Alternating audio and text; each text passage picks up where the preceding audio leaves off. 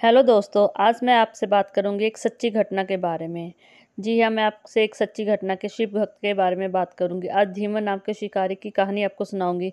लेकिन सबसे पहले अगर आप मेरे चैनल पे नए हैं तो मेरे चैनल को करें सब्सक्राइब, वीडियो को करें लाइक और साथ में कमेंट करके ज़रूर बताएँ कि आपको मेरी वीडियो कैसी लगी। चलो दोस्तों, बात करते हैं आज शिकारी धीमन के बारे में। शिकारी धीमन जो है वो बहुत बड़े शिकार के लिए जाते थे, लेकिन कभी भी किसी और के साथ नहीं जाते थे। वो अकेले ही अपना शिकार करने जंगल में जाते थे। जिस रास्ते से वो शिकार करने जाते थे, उस रास्ते में जंगल में शिव जी का मंदिर आता था। एक बार धीमन के मन में आया कि क्यों ना आज मैं शिवलिंग के पास बैठ के थोड़ी देर आराम कर लेता हूँ, फिर आगे जाऊँगा। और जैसे वो शिवलिंग के पास बैठे, उनको बहुत अपनापन-सा महसूस हुआ। उनको ऐसा लगा कि यहाँ पे बैठ के कुछ अलग ही शांति मिल रही है। जैसे उनको ऐसा महसूस हुआ कि यहाँ बैठ के कुछ अलग ही शांति मिल रही है, तो उनके मन में कुछ विचार आया। उनको लगा कि जब मुझे यहाँ बैठ के शांति मिल रही है, तो कुछ मुझे यहाँ मंदिर में शिव जी के लिए अर्पण करना चाहिए। लेकिन वो धार्मिक चीज़ों के बारे में नहीं जानते थे। किसी तरह का संस्कार उनको नहीं पता था। उनको समझ नहीं आ रहा था कि शिवलिंग पे क्या चढ़ाना चाहिए।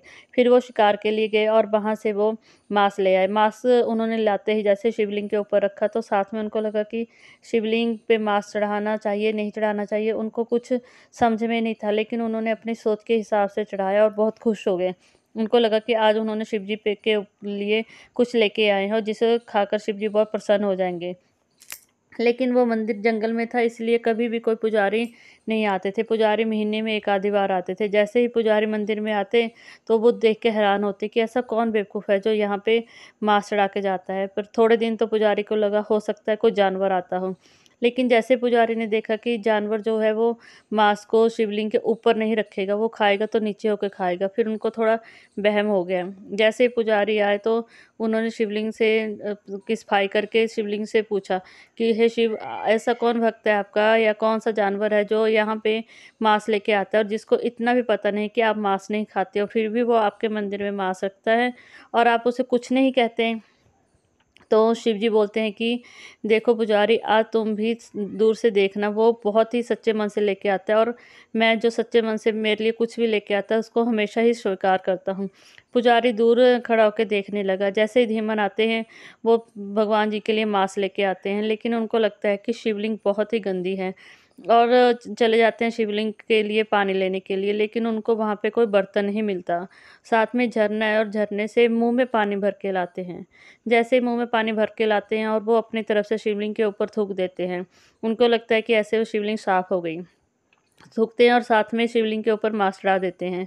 जैसे मांस चढ़ाते हैं, उनको लगता है कि शिव जी की एक आँख से खून निकल रहा है। उनको लगता है कि अब इस खून को कैसे रोका जाए। उन्होंने जड़ी-बूटियाँ लगाई, लेकिन खून बंद नहीं हो रहा था। फिर उनके दिमाग में आया, उन्होंने अपनी आँख एक निकाल ली और शिवलिंग के ऊपर रख दी और जैसे ही उन्होंने अपनी एक आँख शिवलिंग के ऊपर लगाई, उनको महसूस हुआ कि शिव जी की दूसरी आँख से भी खून निकल रहा है। धीमन सोचने लगा कि अगर मैं शिव जी की अपनी दूसरी आँख शिव जी की शिवलिंग पे लगा दूँगा, तो कहीं ऐसा ना हो कि आँख आगे-पीछे लग जाए और मैं देखूँगा कैसे कि आँख लगानी कहाँ है। तभी धीमन के मन में विचार आया। उसने शिवलिंग के ऊपर दूसरी आँख की तरफ को अपना पैर रख दिया और जैसे ही अपनी बाँह से दूसरी आँख निकाल कर शिव जी के ऊपर रख दी। शिव जी बहुत प्रसन्न हुए और साथ में पुजारी देखकर हैरान हो गया। शिव जी बहुत प्रसन्न हो गए और उन्होंने धीमन की भी दोनों आँखें वापस कर दी। आज धीमन की शिव भक्ति से शिव जी बहुत प्रसन्न हो गए और माना जाता है कि आज यहाँ पे शिव जी के नाम से एक मंदिर स्थापित है और जो धीमन की शिव भक्ति के कारण कन्या न्यायपूर्ण नाम से जाना जाता है। माना जाता है कि यहाँ शिवलिंग पे धीमन ने अपने दोनों ही अंग शिव जी को अर्पण कर दिए थे और उन दोनों ही अंगों से शिव जी प्रसन्न होकर धीमन को दर्शन दिए थे और साथ में धीमन की दोनों आंखें वापस की थी। इससे माना जाता है कि जब भी हम सच्चे मन से भगवान को पुकारते हैं, उनकी पूजा करते हैं, तो कभी भी हमारे मन में भेदभाव नहीं होता, तो भगवान हमेशा हमें दर्शन देते हैं और हमारे साथ हमेशा ही हमारे